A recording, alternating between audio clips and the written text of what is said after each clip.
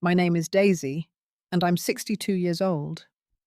As I sit here in my cozy apartment in Phoenix, looking out at the desert mountains, painted orange by the setting sun, I can't help but think about that dinner party 8 months ago. You know, there was a time when I believed family meant unconditional love and support. I thought that no matter what storms life threw our way, we'd weather them together.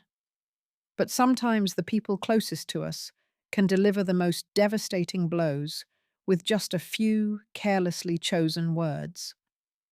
That particular evening, at what was supposed to be a celebration, changed everything I thought I knew about my place in this world. Before we dive into this story that completely transformed my life, I'd love to know where you're watching from today. Please hit that like button if you've ever felt unappreciated by those you love most, and don't forget to subscribe, because I have so many more stories to share with you.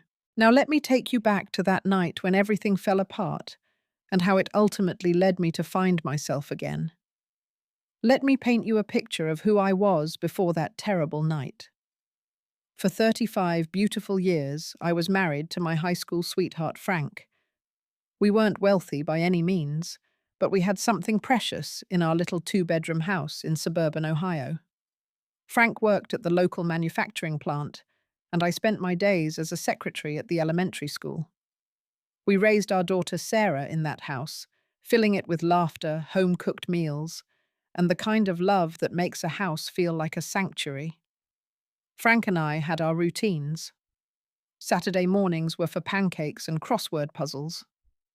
Sunday afternoons meant working in our small vegetable garden, where Frank would tease me about my tendency to overwater the tomatoes. We'd spend evenings on our front porch, watching the neighborhood kids ride their bikes and planning small adventures for the weekends. Nothing fancy, just simple pleasures that felt like everything when you're sharing them with someone who truly sees you. Then, on a Tuesday morning in March, Frank clutched his chest while reaching for his coffee mug and collapsed right there on our kitchen floor. The paramedics said it was massive, that he probably didn't suffer. But I suffered enough for both of us in the weeks that followed. The medical bills started arriving like a relentless storm. Even with insurance, the ambulance ride, emergency room treatment, and all the tests they ran before he passed away cost more than we'd ever imagined possible. I tried to keep the house. I really did. I picked up extra hours at the school, took on weekend cleaning jobs, sold Frank's tools and our wedding china. But it wasn't enough. The bank was patient at first, but eventually they had to do what banks do. I lost our home 6 months after I lost my husband. 35 years of memories packed into boxes and sold at a garage sale that felt more like a funeral. That's when Sarah stepped in like an angel. My daughter, who had always been my pride and joy, called me one evening in tears. She'd heard about the house from a neighbor, and she was mortified that I hadn't told her how bad things had gotten. Sarah insisted that I come live with her family in Columbus. She and her husband Marcus had a 4-bedroom house, she said. There was plenty of room, and they'd love to have me there to help with the kids. It seemed like a blessing, a second chance, when I thought all hope was lost. Sarah had married Marcus 5 years earlier. He was a numbers man, worked as an accountant for a mid-sized firm downtown. They had 2 children together. Emily, who was 12 and loved reading as much as I did, and 9-year-old Jake, who could talk your ear off about baseball statistics. Marcus had always been polite to me, if a bit reserved, but I figured that was just his personality. Some people take time to warm up, and I was prepared to be patient. The first few weeks in their home felt like a fresh start. I helped Emily with her homework, taught Jake how to make my famous chocolate chip cookies, and tried to make myself useful around the house. I'd always been good at stretching a dollar, and I thought I could help them save money by preparing home-cooked meals and handling the housework. Sarah worked full-time as a 4th-grade teacher, and Marcus often brought work home with him, so they seemed grateful for the extra pair of hands. But I wasn't naive about my health situation. At 62, I was managing type 2 diabetes and high blood pressure. Nothing too serious, but it meant daily medications and regular doctor visits. I'd always been careful about taking care of myself, knowing that my health was my responsibility. The prescriptions weren't cheap, but I had Medicare to help with most of it, and I tried to shop around for the best prices at different pharmacies. What I didn't realize at the time was how closely Marcus was watching every dollar that went in and out of their household. I started noticing little comments here and there about grocery bills being higher than usual, about the electric bill going up since I'd moved in. At first, I dismissed these remarks as just observations, maybe even his way of making conversation about household management. The shift was so gradual that I almost convinced myself I was imagining it. Marcus started making these offhand comments that felt like tiny paper cuts to my confidence. When I'd offer to help with dinner, he'd mention how much grocery costs had gone up lately. When I'd turn on the small space heater in my room during a particularly cold snap, he'd joke about keeping the energy company in business. Sarah, my sweet Sarah, who had once called me her best friend, started seeming tired whenever we talked.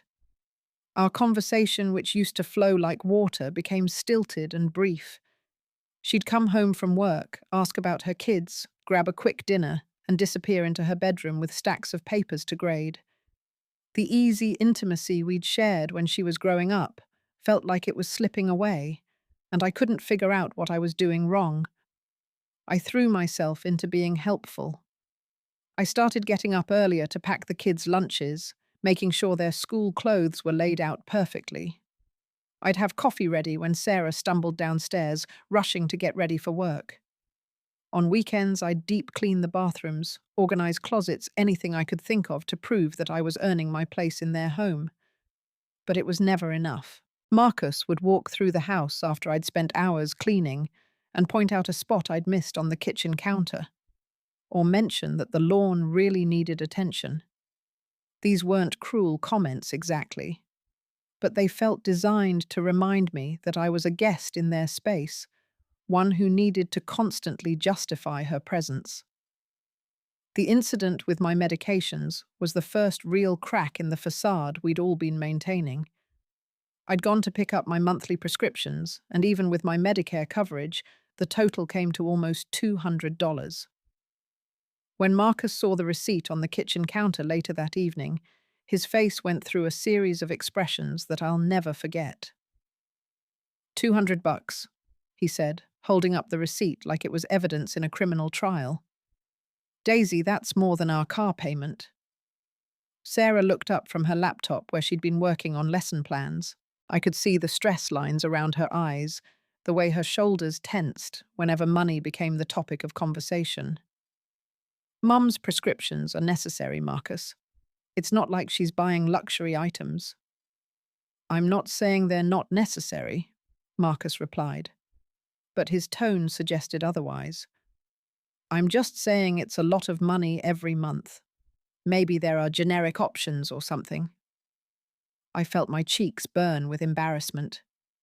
Here I was trying to explain my medical needs like a teenager asking for allowance money. I always ask for generics when they're available, I said quietly. These are the lowest cost options for what I need. The conversation ended there, but something had shifted permanently. From that night forward, I felt Marcus's eyes on me whenever I took my pills with breakfast or dinner. I started hiding the prescription bottles in my room, taking my medications in private, so I wouldn't have to see that calculating look on his face. Sarah and Marcus had their first real argument about me a few days later. I wasn't intentionally eavesdropping, but their bedroom shared a wall with mine, and voices carry more than people realize. Marcus was talking about budgets and responsibilities, about how they'd never planned for a long-term house guest. Sarah's voice was defensive at first, but I could hear her resolve weakening as the conversation continued. She's my mother, Marcus. She lost everything when Dad died. What was I supposed to do? Let her end up in some state-run facility? I'm not heartless, Sarah. But we have our own kids to think about. Emily wants to take dance classes, and we had to tell her we couldn't afford it right now. Jake needs new cleats for baseball season. When does our responsibility to our own family come first? I lay in bed that night, staring at the ceiling, feeling like an unwelcome burden for the first time in my adult life. These were valid concerns, I told myself. They had their own financial pressures, their own dreams for their children. Maybe I really was asking too much by accepting their invitation to stay. Marcus's birthday was coming up in early November, and Sarah decided to throw him a proper dinner party. She was excited about it in a way I hadn't seen her excited about anything since I'd moved in. For weeks, she planned the menu, cleaned the house from top to bottom, and talked about wanting to make it special for him. I was thrilled to help. This felt like my chance to contribute something meaningful to show the family how grateful I was for their hospitality. I volunteered to make Marcus's favorite dessert, a rich chocolate layer cake that I'd perfected over the years. Sarah seemed genuinely pleased when I offered, and for a moment it felt like we were back to being the team we'd always been. The guest list included Marcus's parents, Donald and Patricia, who lived about an hour away. They were nice enough people, but I'd always sensed a certain coolness from them toward Sarah, and by extension toward me. There was also Marcus's younger brother Kevin, who worked in sales and had never married, and a couple of Marcus's colleagues from the accounting firm. I spent the entire day of the party preparing. I made sure the house was spotless, arranged fresh flowers in the living room, and spent hours on that chocolate cake, making sure every layer was perfect. The kids were excited too, dressed in their nicest clothes, and helping set the table with the good china Sarah had gotten as a wedding gift. When the guests started arriving, the atmosphere was festive and warm. Everyone complimented the house, the decorations, and yes, my chocolate cake, which had turned out beautifully. For the first hour or so, I felt like part of the family again.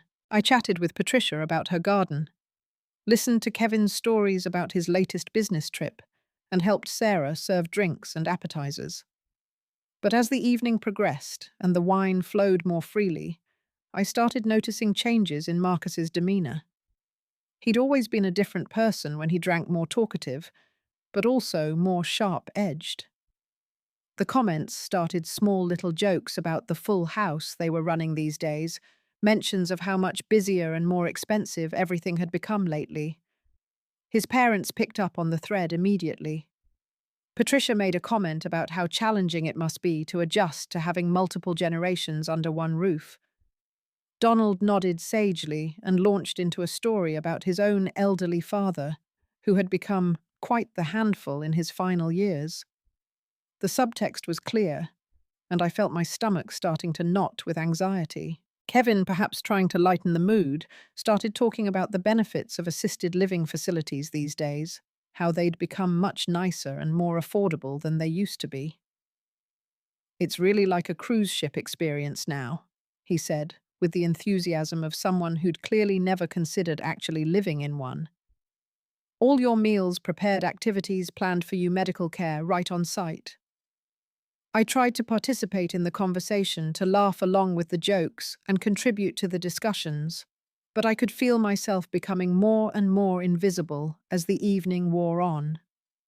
Marcus's colleagues were polite but distant, clearly more interested in talking shop than getting to know their boss's mother-in-law. Sarah, who should have been my ally in this situation, was distracted by hosting duties and seemed determined to keep the conversation light and pleasant. Every time the topic veered toward anything that might create tension, she'd quickly redirect to safer subjects like the kids' school activities or upcoming holiday plans. But Marcus wasn't interested in safe subjects anymore. With each glass of wine, he became more emboldened to say what was really on his mind. I could see it building throughout the dinner, like storm clouds gathering on the horizon. The way he looked at me when I mentioned needing to refill a prescription. The pointed silence when Sarah mentioned that I'd been helping Emily with her math homework. The slight eye roll when I offered to help clear the dishes. It happened during dessert, just as everyone was praising my chocolate cake, and the conversation had turned to holiday plans. Marcus had finished his third glass of wine and was reaching for the bottle to pour another when the topic of Christmas expenses came up. One of his colleagues mentioned the cost of gifts for kids these days, how it seemed like every toy required batteries or internet connections or monthly subscription fees. "Tell me about it," Marcus said, his voice carrying an edge I'd been dreading all evening. "Everything costs more when you've got extra people to consider." Sarah shot him a warning look, but he was past the point of taking hints. Patricia leaned forward with interest, and I could see that she sensed blood in the water. This was the moment she'd been waiting for all evening. "I was just telling Donald on the drive over here," Patricia said with false concern, "how challenging it must be to manage a household budget with so many variables to consider." Marcus seized the opening like a drowning man grabbing a life preserver. "You have no idea," he said, and suddenly all eyes were on me. "Do you know how much prescription medications cost these days? We're talking hundreds of dollars every month just for pills." My heart started racing, and I could feel heat creeping up my neck. This was not happening. This could not be happening at Marcus's birthday party, in front of all these people on what was supposed to be a celebration. "Marcus," Sarah said quietly, her voice carrying a note of warning that he chose to ignore completely. "No. Sarah, let's be honest about this," he continued, his voice getting louder and more aggressive. "We're living paycheck to paycheck here, trying to save for our kids' futures, and every month we get hit with these massive medical bills that we never planned for." The room had gone completely silent, except for the sound of my own heartbeat thundering in my ears. Emily and Jake, who had been playing quietly in the next room, had appeared in the doorway to see what the commotion was about. Kevin was studying his dessert plate like it contained the secrets of the universe. Marcus's colleagues were exchanging uncomfortable glances, probably wishing they'd made excuses to leave earlier. And then Sarah, my daughter, my only child, the person I thought would always have my back, opened her mouth and delivered the blow that would haunt me for months to come. "Mum, you're just another mouth to feed," she said, her voice flat and matter-of-fact, as if she were discussing the weather. "Your medications are eating up our budget. We can barely make ends meet as it is." The words hit me like a physical blow. I actually gasped, my hand flying to my chest, as if I could somehow catch the pain before it reached my heart. Just another mouth to feed. Those words coming from my own daughter, the child I'd raised and sacrificed for, and loved unconditionally for 34 years. I looked around the table, desperately waiting for someone, anyone, to speak up in my defense, to point out that I helped with housework, that I watched the kids after school, that I contributed in ways that couldn't be measured in dollars and cents. But Donald was nodding along with his son, as if this was a perfectly reasonable conversation to have. Patricia had a satisfied look on her face, like someone who'd just won a long-fought argument. Kevin was still avoiding eye contact, and Marcus's colleagues were clearly planning their exit strategies. Even worse, Marcus wasn't finished. "She's right," he said, emboldened by his wife's support. "We never asked for this responsibility. This was supposed to be temporary just until you got back on your feet. But it's been months now, and honestly, Daisy, I think you need to start looking at other options. We can't keep supporting you indefinitely." The word burden hung in the air, even though he hadn't said it directly. But everyone in that room understood exactly what was being communicated.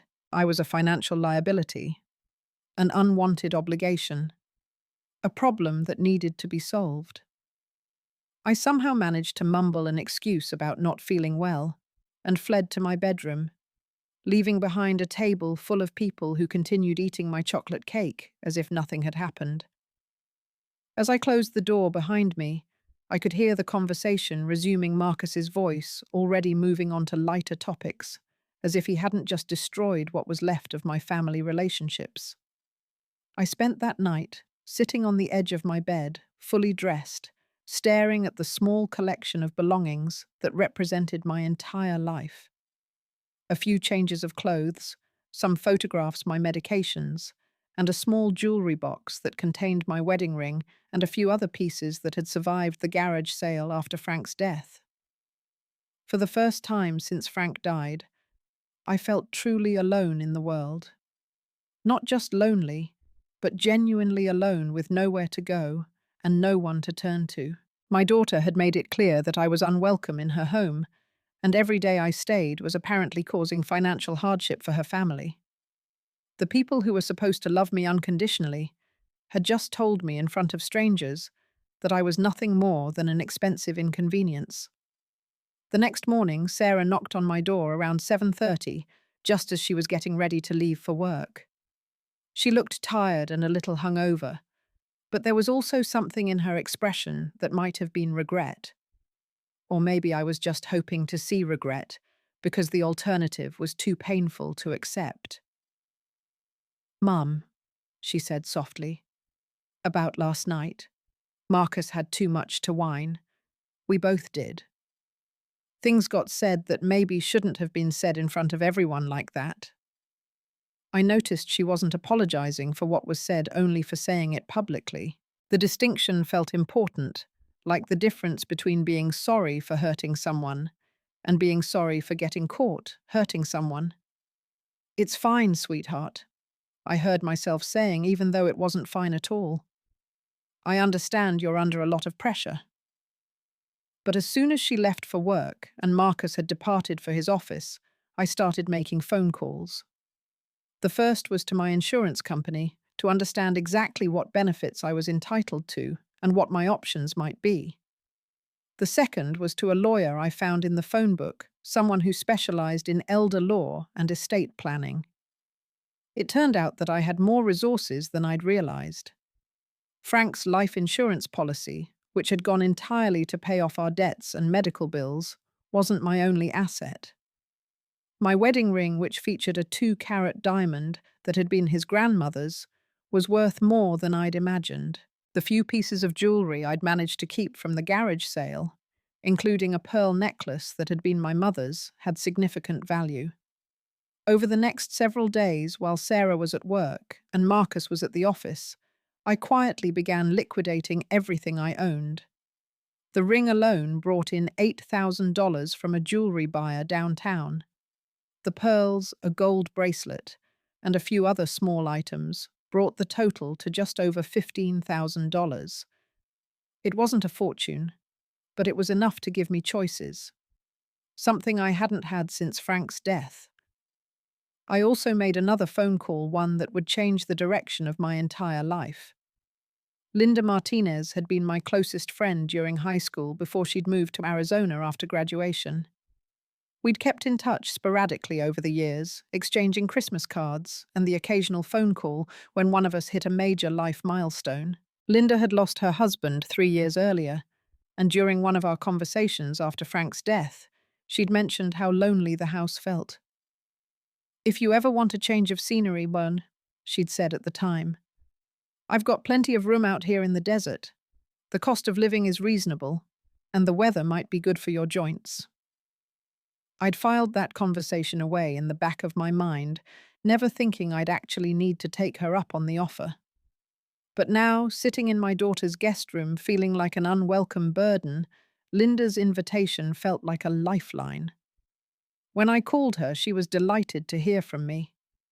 Yes, the offer was still open. Yes, she'd love to have the company. Yes, Phoenix was a wonderful place for people our age, with plenty of activities and a strong senior community. She even offered to help me find part-time work if I wanted it, mentioning that the local library and several bookstores were always looking for mature, responsible employees. For the first time in months, I felt a spark of excitement about the future. This wasn't just about escaping an uncomfortable situation. This was about starting over, about finding out who Daisy could be when she wasn't defined by loss and dependency. I spent hours online researching Phoenix neighborhoods, looking at apartment complexes that catered to active seniors, learning about the public transportation system and medical facilities. I made lists of what I'd need to ship ahead versus what I could carry on the plane. I even started learning about desert gardening, thinking I might want to try growing vegetables again once I got settled. The hardest part was writing the letter I'd leave for Sarah and Marcus. I went through dozens of drafts trying to find the right balance between explaining my decision and avoiding anything that sounded like an accusation.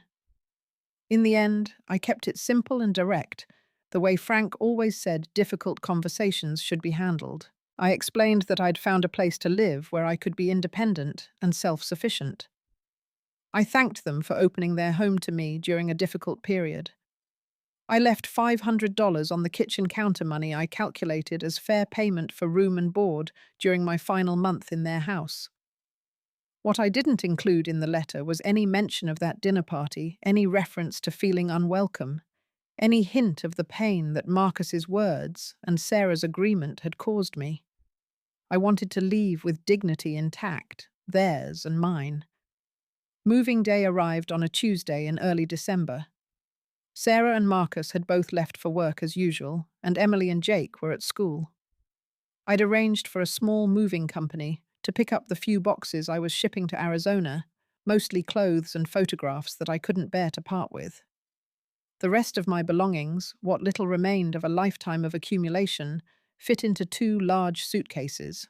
It was remarkable and heartbreaking how easily my entire existence could be condensed into such a small space. But there was also something liberating about the simplicity of it, about starting fresh with only the essentials. I walked through the house one final time, making sure I hadn't forgotten anything important. In Emily's room, I left a bookmark I'd bought for her along with a note, encouraging her to keep reading and learning. In Jake's room, I left a baseball that Frank had caught at a minor league game years ago, along with a note about always believing in himself.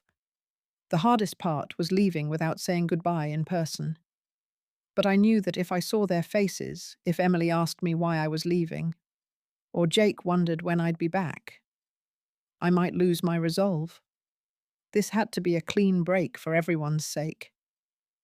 My flight to Phoenix left at 2 in the afternoon. As the plane lifted off from Columbus, I pressed my face to the small window and watched Ohio disappear beneath the clouds. Somewhere down there, Sarah was probably discovering my letter and calling Marcus in a panic.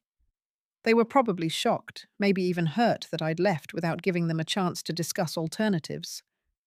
But there was no alternative that would have preserved everyone's dignity. Staying meant accepting a role as a barely tolerated dependent, watching every dollar I spent walking on eggshells, to avoid being more trouble than I was already perceived to be. Leaving meant taking control of my own life again, even if it meant starting over at 62, with limited resources and no safety net.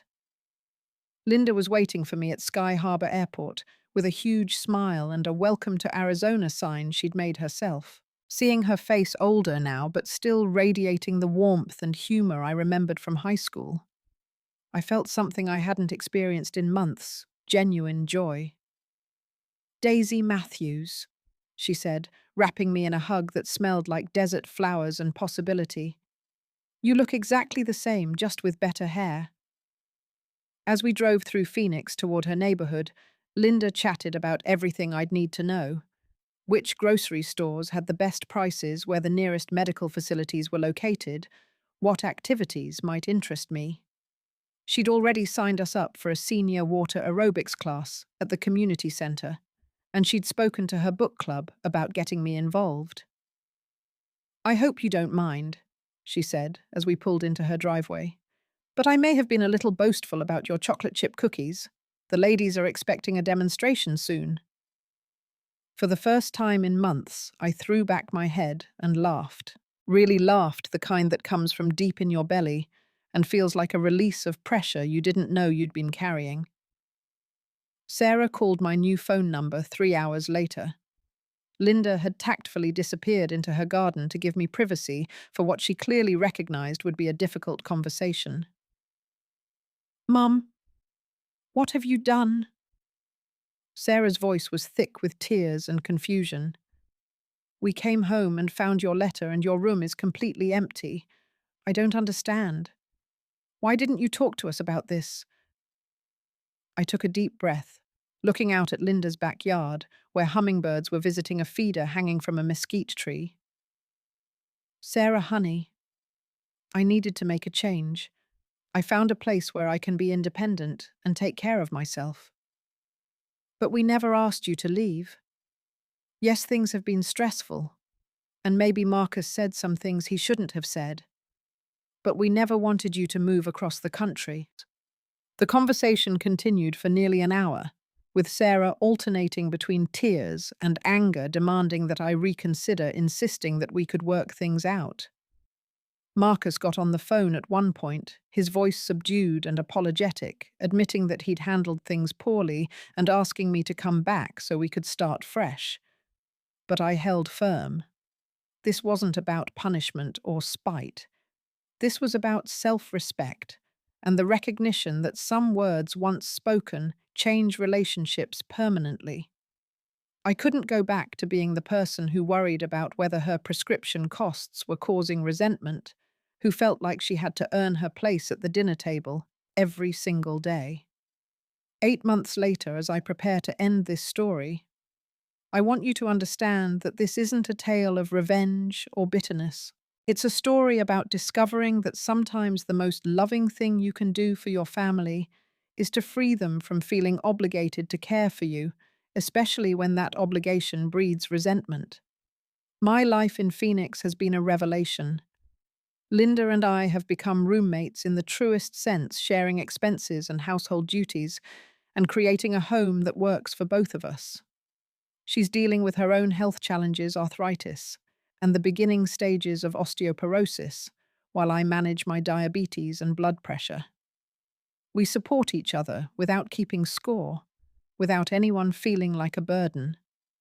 I found work at a small independent bookstore called Desert Pages, where my love of reading and decades of customer service experience made me a valuable addition to their team.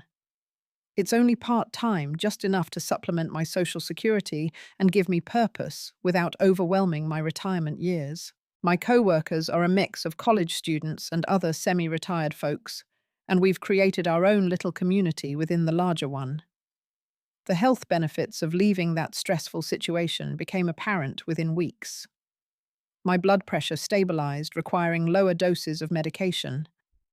My blood sugar levels improved as I started walking regularly in the desert trails near Linda's house. I even lost 15 pounds without trying, simply because I was cooking my own meals again and feeling happier overall. Most importantly, I joined a grief support group for widowed people, something I should have done months earlier. Hearing other people's stories helped me understand that the depression and sense of worthlessness I'd been experiencing weren't character flaws, but normal responses to tremendous loss and change. Learning to rebuild my identity as a single person, rather than half of a couple or someone's dependent mother, has been challenging, but ultimately liberating. My relationship with Sarah has slowly begun to heal, though it will never be exactly what it was before. We talk once a week via video chat, and she's working with a counselor to understand how financial stress and family dynamics contributed to that terrible night. Marcus has written me several thoughtful letters, acknowledging his role in making me feel unwelcome and expressing genuine regret for his behavior. More importantly, my relationships with Emily and Jake have been preserved and even strengthened. Without the daily tension of living in the same house, we can focus on being grandmother and grandchildren rather than housemates competing for resources. They send me drawings and school projects, and I send them postcards from hiking trips and pictures of the roadrunners that visit Linda's yard. Sarah and Marcus have visited twice now, and we're planning for Emily and Jake to spend part of their summer vacation here in Arizona. These visits are structured and temporary, which seems to work better for everyone involved. We can enjoy each other's company without the pressure of permanent living arrangements, and I can be a grandmother rather than a dependent. The lesson I've learned, and the one I want to share with anyone facing similar circumstances, is this. Sometimes the most radical act of love is refusing to accept being treated as less than you deserve. Family relationships that require one person to diminish themselves in order to function aren't sustainable, and they ultimately damage everyone involved. I've also learned that starting over at 62 isn't just possible, it can be the beginning of some of the best years of your life. When you stop trying to fit into spaces where you're not truly welcome, you create room for new relationships, new experiences, and new versions of yourself that you never knew existed. The desert has taught me about resilience and adaptation. Plants and animals here don't just survive in harsh conditions, they thrive by developing strategies that work with the environment rather than against it. I've learned to be like those desert flowers that bloom brilliantly after rare rainfalls, making the most of whatever moisture comes their way. If you're watching this and recognizing yourself in my story, I want you to know that you have more power than you think you do. You don't have to accept being made to feel like a burden, regardless of your age or circumstances. There are resources available, communities waiting to welcome you, and possibilities you haven't even considered yet. The woman who left Sarah's house 8 months ago was broken, defeated, and convinced that her useful life was over. The woman telling you this story today is planning a trip to the Grand Canyon next month, has started taking a creative writing class at the community college, and wakes up every morning excited to see what the day might bring. That dinner party was the worst night of my life up to that point, but it was also the night that saved me from settling for less than I deserved. Sometimes the most painful moments become the catalysts for the most important changes we'll ever make. Now, I'd love to hear from you. Have you ever had to make a difficult decision to protect your own dignity and self-worth? How did you find the courage to start over when it felt like everything was falling apart? Please share your stories in the comments below, because I believe we all have wisdom to offer each other. If this story resonated with you, please give it a like and subscribe to hear more stories about resilience, family, and finding strength in unexpected places. Share this video with someone who might need to hear that it's never too late to choose yourself, to demand respect, and to create a life that feels authentic and joyful. Thank you for listening to my story, and remember that every ending can be a new beginning if you're brave enough to write the next chapter yourself. Until next time, keep blooming wherever life plants you, just like those beautiful desert flowers that find a way to thrive against all odds.